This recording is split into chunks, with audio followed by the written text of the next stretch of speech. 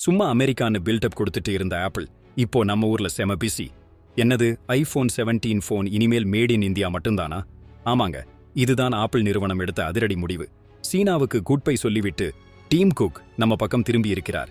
Trump அரசு India மேல வரி போடுறப்போ ஆப்பிள் நிறுவனம் சைலண்டா ஒரு மாஸ் பிளான் போட்டிருக்கு. இதுவரைக்கும் ஐபோன் தயாரிப்புனா சீனா தான். ஆனா ஐபோன் 17 சீரீஸ்ல வர்ற 4 மாடல்களையும் இந்தியாவில் மட்டுமே தயாரிக்க போறாங்க. இதுக்கு முக்கியமான காரணம் நம்ம தமிழ்நாட்டில் இருக்கிற ஒசூர் டாடா தொழிற்சாலையும் பெங்களூரு ஃபாக்ஸ்கான் தொழிற்சாலையும் தான். இனிமேல் உலகத்துக்கே இந்தியாவில் இருந்துதான் ஐபோன் போக போகுது. நம்ம ஊர்ல ஐபோன் உற்பத்தி அதிகமானதால இந்தியாவோட ஏற்றுமதி ராக்கெட் வேகத்துல ஏறிட்டே இருக்கு. கடந்த வருஷமே $17 பில்லியன் ஐபோன் ஏற்றுமதி செஞ்சிருந்தோம். ஆனா இந்த வருஷம் முதல் 4 மாசத்திலேயே $7.5 பில்லியன் ஏற்றுமதி செஞ்சிருக்கோம். இதுல பாதிக்கு மேல போறது அமெரிக்காவுக்கு தான். அதாவது அமெரிக்கா அரசு இந்தியாவுக்கு எதிராக இருந்தாலும் அவங்க நிறுவனங்கள் நம்மள நம்பி இன்வெஸ்ட் பண்றாங்க.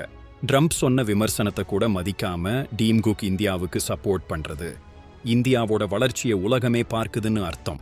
ஆப்பிள் கம்பெனியை நம்புற நம்ம நாட்டோட வளர்ச்சி இனி வேற லெவல் தான். இந்த நிலைமையில மற்ற பெரிய கம்பெனிகளும் இந்தியாவுக்கு வருமா? உங்க கருத்து என்ன?